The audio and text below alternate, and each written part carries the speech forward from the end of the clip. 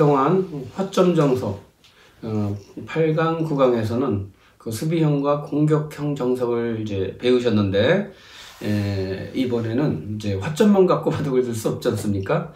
바둑에서는 그 가장 많이 쓰여지는 게 화점이 기본이고요. 그 다음에 소목입니다. 이 두 가지가 너무 많고, 나머지는 외목, 고목, 삼삼이 있는데, 이건 나중에 부수적으로 기회가 되면 또 정석을 좀 알려드리도록 하겠고요. 자, 소목에서 오는 기본적인 정석. 또 이것도 이제 수비형이 있고 공격형이 있습니다. 마찬가지입니다. 이것도 똑같이 보시면 됩니다. 이제 여기서 이거를 화점이었다면 이번에 이렇게 두는 거는 소목. 이렇게 보시면 됩니다. 자, 소목에서 일단 낮은 것을 한번 해보겠습니다. 이렇게 백이 낮게 나를자를 걸쳐올 때는, 흙이 이제 이런 데를 두거나, 이런 데를 두거나, 이런 데를 두는 건 다 협공정석입니다. 소위 말해서 공격형 정석이겠죠. 우리 바둑을 배우실 때는 수비형과 공격형, 이거를 잘 구분하셔갖고, 나는 바둑이 싸움이 좋아 하는 분들은 공격형으로 가셔도 좋겠고, 나는 싸움보다는 처음에 평화가 좋아, 지키는 게 더 좋아 하시면 이렇게 두시면 됩니다. 이렇게 입구자. 이렇게 이 수가 소위 이른바 뭐 수책류라고 그래갖고 한 150년 전, 160년 됐나요? 이제 그 수책이라는 본인방 아주 절대적인 고수가 있었는데, 그 수가 늘 이렇게 입구자로 뒀습니다. 이 입구자를 두어서 승률이 거의 어성기에서 거의 뭐 지지 않는 아주 무시무시한 그런 승률을 올렸던 그런 걸로 해서 이른바 이거를 훗날 가서 수책류다 이렇게 표현을 했는데, 아이러니하게도 한동안에는 이게 잘 안 나왔습니다. 이 입구자가 왜 안 나왔냐면 너무 발이 느리다, 너무 바닥이 굳어져 있다, 이런 단점을 갖고 있어서 안 하다가 놀랍게도 인공지능 AI가 이것에 대해서 새롭게 우리들에게 뭔가 새로운 수를 알려준 겁니다. 이렇게 두고도 굉장히 승률이 더 좋은 거예요. 그래서 AI의 특징은 아주 견실하고 실리를 먼저 중시 여기는데, 그 가장 대표적인 사례 중에 하나가 이게 입구자였던 겁니다. 자, 그래서 입구자로 두게 되면 백은 여기 손 뺄 수도 있겠지만은 가장 많이 쓰는 수는 이렇게 두는 겁니다. 이렇게. 이건 아주 간결합니다. 소목정석에서 이렇게 상대방이 낮게 걸쳐오면은 그냥 입구자 두시면 됩니다. 이렇게 두고 상대도 이렇게 두거나 손 빼거나 한 발 더 가는 경우가 있는데, AI에서는 가장 많이 두는 건 이렇게 1, 2, 2절 두 칸 벌린 것을 두는다라는 겁니다. 여기까지만 해놓고 다른 데를 가시면 어떤 형태로 공격을 해와도 이 흙은 안전하다, 이렇게 보시면 됩니다. 일로 달려오면은, 백이 달려오면 손 빼도 이런 데로 이렇게 적당하게 이렇게나 이렇게 벌려두시면 되니까, 또 반대로 또 이런 데를 협공 오거나 그러면은, 이런 데를 협공 오거나 그러면은 이렇게 두고 받을 때 그냥 이렇게 빠져서 두셔도 됩니다. 이렇게 둬서 두는 게 양쪽으로 어느 쪽으로 해와도 수비 형태가 안전하게 지켜져 있기 때문에 아주 견실하면서도 어떤 형태가 돼도 바둑이 알기 쉽게 둘 수 있기 때문에 우리 초심자 여러분들한테는 소목일 때는 이런 수를 많이 권장해 보고 싶습니다.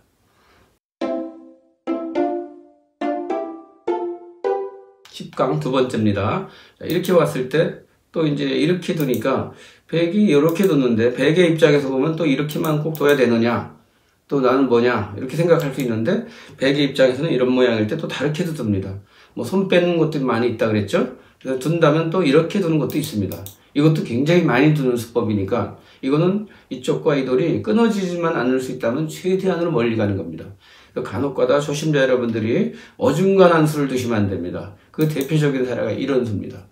초심자 여러분들이 해서는 안 되는 게, 이거 들어가자니 너무 겁이 나서 무섭고, 그래서 안 들어가자니 집이 너무 커질 것 같고, 그래서 뭔가 우유부단하게 적당하게 이런 자리로 한번 떨까 하고 이렇게 두는 분들이 가끔가다 계십니다.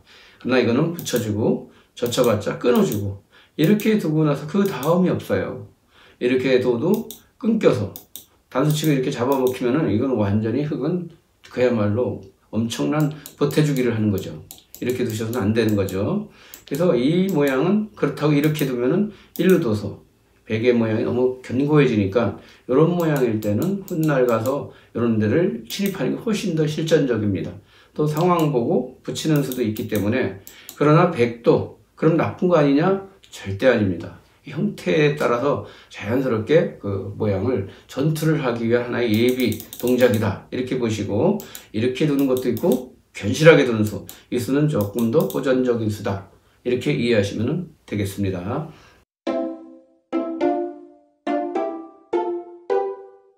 10강 세 번째입니다. 이렇게 입구자 마늘모로 두는 수를 이제 많이 권장해 드렸는데, 또 인공지능이 요것과 요것을 많이 둡니다. 이렇게 날일자로. 요것과 요것에 어떤 차이가 있을까요? 변화는 그야말로 그냥 하늘과 땅이다, 이렇게 이제 비교하셔도 됩니다. 근데 너무 똑같은 것만 맨날 두면은 지루하지 않습니까? 또 노래도 뭐 맨날 똑같은 노래만 하면 재미가 없지 않습니까? 그래서 바둑을 둘 때도 이렇게 다양한 레파토리가 있는 게 굉장히 중요합니다. 그래서 이런 모양일 때는 이렇게 두다가 너무 또 지루하시거나 그러면 또 이렇게 살짝 도를 한 스텝 바꿔보는 거죠. 이렇게 두는 것도 굉장히 많이 있는데, 이렇게 해도 크게 어렵지 않습니다. 이렇게 둘 땐 뭐 일로 두는 것, 뭐 이렇게 두는 것 등등이 많이 있습니다. 그리고 백이 또 손을 빼는 경우도 많이 있습니다. 그래서 훗날 가서 이렇게 붙이는 것도 있겠고, 또 이쪽에 돌이 있다면은 일로 두는 것도 아주 유력하고 멋진 수가 숨겨져 있습니다. 이거는 고급자들을 위해서 강의 때 이런 게 나오는 거니까 우리 초심자 여러분들한테는 그렇게 크게 어렵게 생각하시지 않아도 됩니다. 아까 이렇게 툭 한 벌렸지 않습니까? 이렇게 두는 것도 되고 이렇게 멀리 가셔도 되는 겁니다. 이거는 왜냐하면 이렇게 들어와도 충분히 붙여서 움직일 수 있는 예비 동작이 충분히 되어 있기 때문에 이렇게 멀리 가도 충분히 이렇게 가능성이 있는 거니까 큰 어려움 없이 자신 있게 더 보시길 바라겠습니다.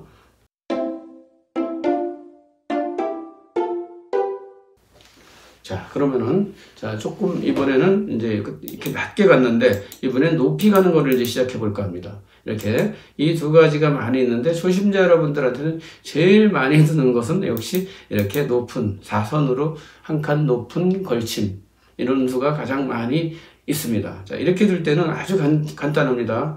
정석을 모르셔갖고 막 이렇게 두시거나 좀 막 괴상하게 두시는 분들이 많습니다.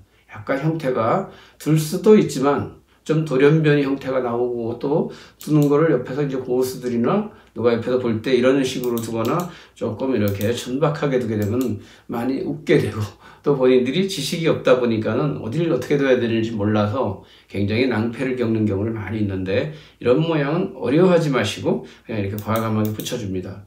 이렇게 젖히는 거죠.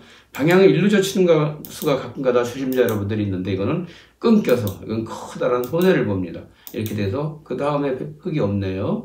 이렇게 두면은 이렇게 밀고 나가서 수가 늘어나죠. 그래서 이 흙은 죽게 됩니다. 그렇다고 이렇게 놓으면은 또 미리 또 손해를 보게 되니까, 이거는 실리상으로 큰 손해를 보니까 반드시 이런 형태일 때는 일로 두면은 일로 젖히는 것은 기본이다, 이렇게 이해하시면 될 겁니다. 자, 이렇게 두면은 일로 두고 이렇게 되는데요. 자, 이렇게 되고 이렇게 됩니다. 이렇게 되고 일로 두는 형태가 됐는데, 이거는 이제 한번 흑백을 이제 바꿔서 봅니다. 자, 흙에 두면은 백에 둘 때 두고 똑같습니다. 흙이나 백이나 이렇게 돼서 이렇게 됩니다. 이때 여기서 두는 거는 일로 둘 수도 있고요, 또 여기로 낮게 갈 수도 있습니다. 근데 여기서 가끔 가다가 초심자 여러분들이 바둑을 둘 때 여기 돌이 있어요, 상대방이. 그럼 여기서 내가 갈 자리에 상대방이 있는데 이거를 전혀 의식을 못하고 막 이런 데 붙이거나 또 이런 데 있으면은 이렇게 붙이는 경우도 많이 봅니다. 그래서 만약에 흙돌이 이런 데가 있다면은, 이렇게 흙돌이 이렇게 있다면은 일로 가지 마시고 이렇게 중앙으로 멀리 뛰어나가는 것도 하나의 일책이니까, 좋은 방법 중에 하나니까 꼭 이런 형태도 착오가 없으시기를 바라겠습니다. 자, 지금 10강 네 번째에서도 이렇게 많이 뒀죠. 이게 가장 많습니다. 이 형태가, 이거는 똑같습니다. 이렇게 되고 이렇게 됐을 때 여기서 아까는 이렇게 했는데 또 이렇게 갈 수 있는 겁니다. 이렇게도 두 개 다 있는 겁니다. 여러분들이 이런 거를 혼돈을 하시면 안 됩니다. 상황에 따라서 내가 상대방의 돌이 이렇게 있다, 그럴 땐 또 이렇게 가는 것도 하나의 방법입니다. 이런 부분은 다 큰 차이가 아니니까는 잘 참고하셔서 큰 혼란이 일어나지 않길 바라겠습니다. 자, 6강입니다. 6강에서는 또 쉽습니다. 이렇게 두고 이렇게 뒀을 때 아까는 계속 이었죠. 이렇게요. 이었는데 또 있질 않고 이렇게 호구 치는 수가 많습니다. 이렇게 호구 치는 수가. 이렇게 두는 수는 뭐냐면 조금 더 한 발이라도 좀 멀리 가고 싶고 조금이라도 모양을 조금 더 탄력을 주기 위해서 하는 건데요. 이것과 이것의 차이는 다 일장일단이 있고 다 여러분들한테는 각자 취향에 드시면 됩니다. 큰 어려움이 없이 이 정석은 누구나 다 자기가 두고 싶은 대로 드시면 됩니다. 그래서 여기서는 이렇게 호구를 치면은 그렇게 어려워하지 말고 이렇게 드시면 됩니다. 그래서 이렇게 두면은 여기서 이제 백이 이제 하는 수가 가장 많이 두는 수가 이제 이렇게 두는 겁니다. 이렇게 벌리는 것. 그리고 여기서는 또 이렇게 보면은 실강에서 보면 이렇게 되어 있습니다. 이것도 다 되어 있습니다. 정석입니다. 이렇게 두는 거는. 그리고 또 여기서 다르게 둔다면은 또 멀리 갈 수도 있겠고요. 또 다른 거는 또 손 빼고 다른 데 갈 수도 있다라는 겁니다. 예를 들어서 백돌이 있다.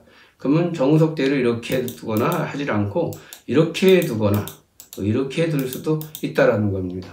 그래서 어떻게 보면 정석이라는 것은 아주 완전히 고속도로를 안전하게 걸어가는 그런 느낌을 주는 수겠지만은 너무 정석만 또 의지하면은 그것만 갖고 의지하다 보면 융통성이 떨어져 갖고 정석대로 상대방이 안 도왔을 때 본인이 어떻게 돼야 될지 모르는 그런 어려움이 생기기 때문에 제가 여러분들한테 자꾸 이렇게 틀에 매이지 말고 자기가 생각하는 느낌대로 기본적인 틀에서 둬라 이렇게 여러분들한테 좀 강조해 드리고 싶습니다.